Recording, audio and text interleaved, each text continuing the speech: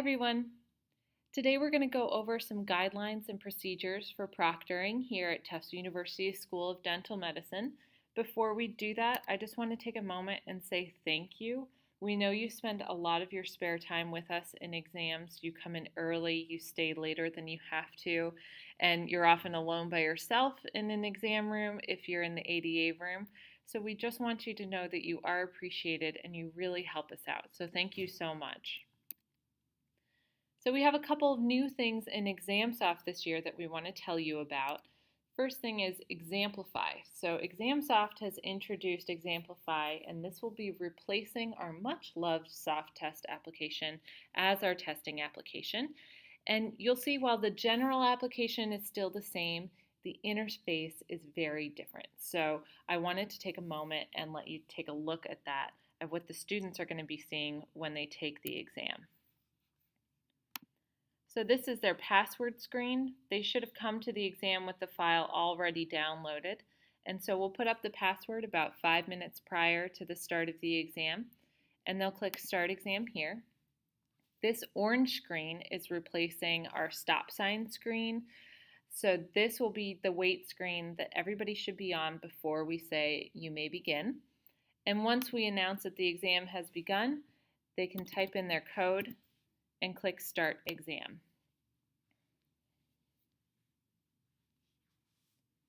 Again, depending on how many applications they have open, that starting of the exam can take a little bit longer, a little bit less time. So you'll see the inside of the exam looks a lot different than what you're used to. We have our question list over here, we have our clock over here, and we have our next button down here. Pictures will populate up on the right-hand side here along with the calculator should you need it. And if you wanted to take a closer look at the picture, you can click on the picture, and here is where you can zoom in or zoom out, and you can exit out of that whenever you'd like. Up here in the exam controls, there's an option to hide the exam. This is when a student needs to run to the restroom or otherwise needs to be away from their seat. So you'll ask them to hide their exam, and then when they come back, they can just hit resume here. And then when they're done with their exam, they can submit the exam. So one thing I wanted to go over here is that sometimes you might have a student that says, oh, I forgot to answer some of the questions and my exam closed. What do I do? I'm going to show you how hard that actually is to do. So I haven't answered all of my questions. This big pop-up comes up, says exam incomplete. You haven't answered all of your questions. Are you sure you want to leave the exam? Then I say, yeah, I want to leave the exam. So I say close exam. The next screen, are you sure you want to leave the exam? Yes, I have to click this box and I have to click this exit. I can still return to the exam here if I need to, but once I hit this exit box, I am past the point of no return. So this is also the point where if a student is having trouble uploading their exam, you can always send them up to the 15th floor to see Jennifer or Sarah, and you don't need to come with them because they now do not have access to their exam.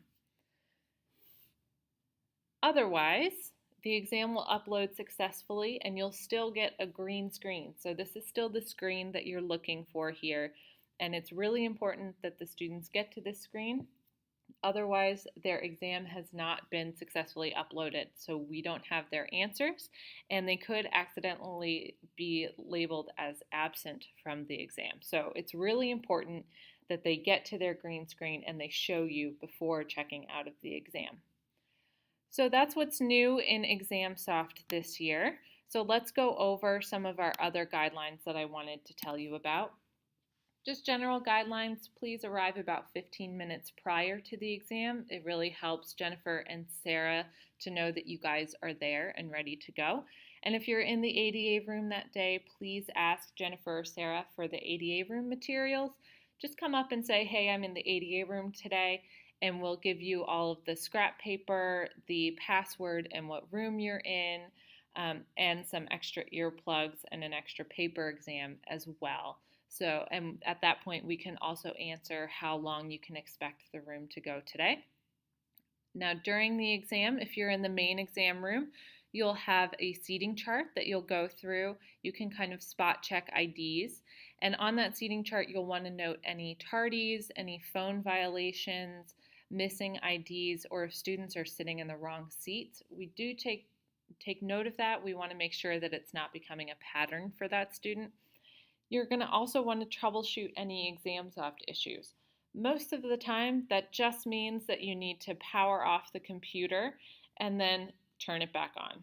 99% of the time, that'll solve any of the issues that the student is experiencing.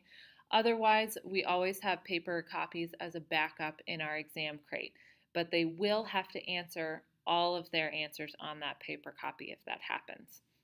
You want to move about the room, don't stay in one place for very long, and questions are not allowed. So if a student has a question about a technical error with the question, just let them know that any questions that are seen to be defective in some way will be adjusted after the fact. So they should just answer to the best of their ability and move on.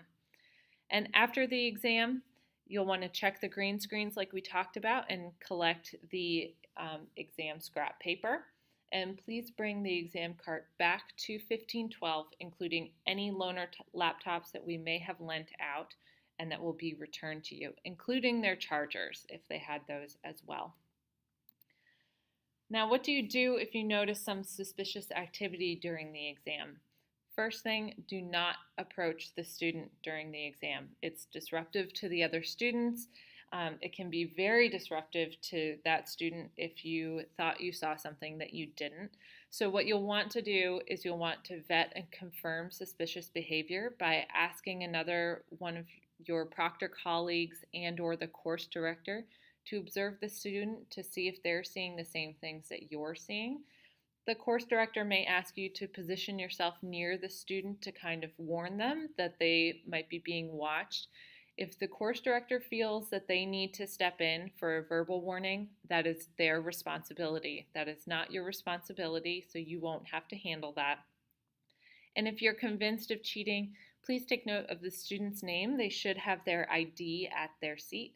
Just make sure that it is that student and that we're identifying that student correctly. Now, after the exam, you'll want to discuss that situation with the course director and other proctors. If you feel that it's necessary, you'll want to report that to Jennifer and Sarah when you bring up the exam materials. We'll probably say that each person who witnessed the incident should email the chair of the EPC with a detailed account of what was observed. And they'll also want to CC Dean Kasberg on that. So each person should send a separate email so that we have as many accounts of what happened as possible. And your name will not be shared with others unless you formally participate in the hearing process. Now, I know that this can be awkward. A lot of these students are your friends, your colleagues, you work with them a lot. But it's important to remember that cheating is often a sign that something larger is bothering the student. They could be dealing with some other things at home. They could be feeling overwhelmed. And an accusation of cheating does not automatically mean that the student will be dismissed. There are a wide range of sanctions that could be imposed on the student, including counseling if the committee feels that that's what they need. And also, cheating is a serious infraction of the school's code of principle of ethical and professional conduct. So we want to be held to a higher standard than cheating holds us to, and undetected or ignored cheating encourages dishonesty, which is something that we don't want to deal with here at Tufts. So thanks again for watching my video. I hope you found it informative. If you still have any questions, you can go ahead and either come up and visit Dean Thompson on the 15th floor, or Jennifer and Sarah will be able to answer questions as well.